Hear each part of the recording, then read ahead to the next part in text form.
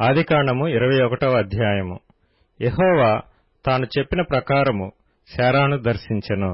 యెహోవా తానిచ్చిన మాట చొప్పున శారాను గూర్చి చేసెను.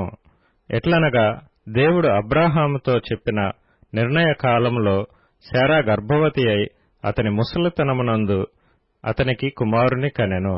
అప్పుడు అబ్రాహాము తనకు పుట్టినవాడును తనకు శారా కనినవాడునైన తన కుమారునికి ఇస్సాకు అని పేరు పెట్టెను. మరియు దేవుడు అబ్రాహాముకు ఆజ్ఞాపించిన ప్రకారము అతడు 8 దినముల వాడైన ఇస్సాకు అను తన కుమారునికి సున్నతి చేసెను. అబ్రాహాము కుమారుడైన ఇస్సాకు అతనికి పుట్టినప్పుడు అతడు 100 ఏండ్లవాడు. అప్పుడు శారా, దేవుడు నాకు నవ్వు కలుగచేసెను, వినువారెల్లా నా విషయమై నవ్వుదురనెను. మరియు శారా పిల్లలకు స్తన్యమిచ్చునని ఎవరు అబ్రాహాముతో చెప్పును? నేను అతని ముసలితనమునందు కుమారుని కంటిని గదా అనెను. ఆ పిల్లవాడు పెరిగి పాలు విడిచెను. ఇస్సాకు పాలు విడిచిన దినమందు అబ్రాహాము గొప్ప విందు చేసెను. అప్పుడు అబ్రాహామునకు ఐగుప్తీయురాలైన హాగరు కనిన కుమారుడు పరిహసించుట శారా చూచి, ఈ దాసిని దీని కుమారుని వెళ్లగొట్టుము, ఈ దాసి కుమారుడు నా కుమారుడైన ఇస్సాకుతో వారసుడై ఉండడని అబ్రాహాముతో అనెను. అతని కుమారుని బట్టి ఆ మాట అబ్రాహామునకు మిక్కిలి దుఃఖము కలుగచేసెను. అయితే దేవుడు, ఈ చిన్నవాని బట్టియు నీ దాసిని బట్టియు నీవు దుఃఖపడవద్దు. శారా నీతో చెప్పు ప్రతి విషయములో ఆమె మాట వినుము. ఇస్సాకు వలన అయినదియే నీ సంతానమనబడును.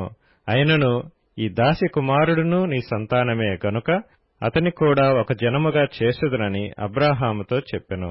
కాబట్టి తెల్లవారినప్పుడు అబ్రాహాము లేచి ఆహారమును నీళ్ల తిత్తిని తీసుకొని ఆ పిల్లవానితో కూడా హాగరునకు అప్పగించి ఆమె భుజము మీద వాటిని పెట్టి ఆమెను పంపివేసెను. ఆమె వెళ్లి బెయేర్షెబా అరణ్యములో అటూ ఇటూ తిరుగుచుండెను. ఆ తిత్తిలోని నీళ్లు అయిపోయిన తరువాత ఆమె ఒక పొద క్రింద ఆ చిన్నవాని పడివేసి, ఆ పిల్లవాని చావు నేను చూడలేనని అనుకొని వింటి వేత దూరము వెళ్లి అతనికెదురుగా కూర్చుండెను. ఆమె ఎదురుగా కూర్చుండి ఎలుగెత్తి ఏడ్చెను. దేవుడు ఆ చిన్నవాని మరణం వినెను.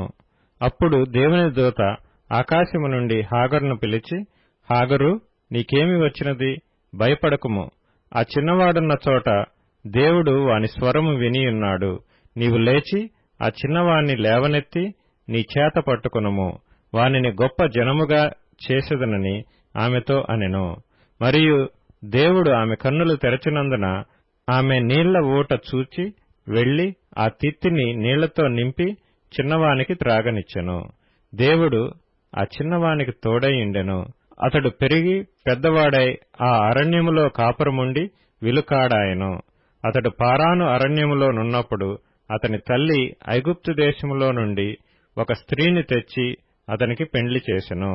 ఆ కాలమందు అబీమెలెకును అతని సేనాధిపతి అయిన ఫీకోలును అబ్రాహాముతో మాట్లాడి, నీవు చేయు పనులన్నిటిలోనూ దేవుడు నీకు తోడైయున్నాడు గనుక నీవు నన్నైనను నా పుత్ర పౌత్రాదులనైనను వంచింపక నేను నీకు చేసిన ఉపకారము చొప్పున నాకును నీవు పరదేశివైయున్న ఈ దేశమునకును చేసేదనని దేవుని పేరట ఇక్కడ నాతో ప్రమాణం చేయమని చెప్పెను. అందుకు అబ్రాహాము ప్రమాణం చేసేదనెను.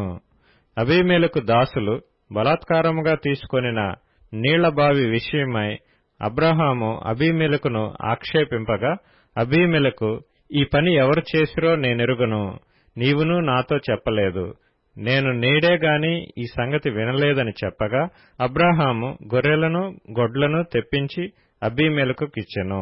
వారిద్దరూ ఇట్లు ఒక నిబంధన చేసుకొనిరి.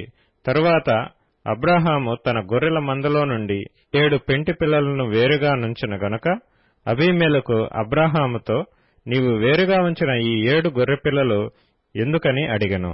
అందుకతడు, నేనే ఈ బావిని త్రవ్వించినందుకు నాకు సాక్షార్థముగా ఈ 7 గొర్రెపిల్లలను నీవు నా చేత పుచ్చుకొనవలనని చెప్పెను. అక్కడ వారిద్దరూ అట్లు ప్రమాణం చేసుకున్నందున ఆ చోటు బెయేర్షెబా అనబడెను.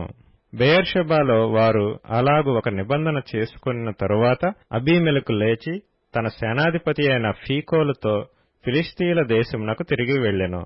అబ్రాహాము బెయేర్షెబాలో ఒక పిచుల వృక్షము నాటి అక్కడ నిత్యుడైన యెహోవా పేరట ప్రార్థన చేసెను. అబ్రాహాము ఫిలిష్తీయుల దేశంలో అనేక దినములు పరదేశిగా నుండెను.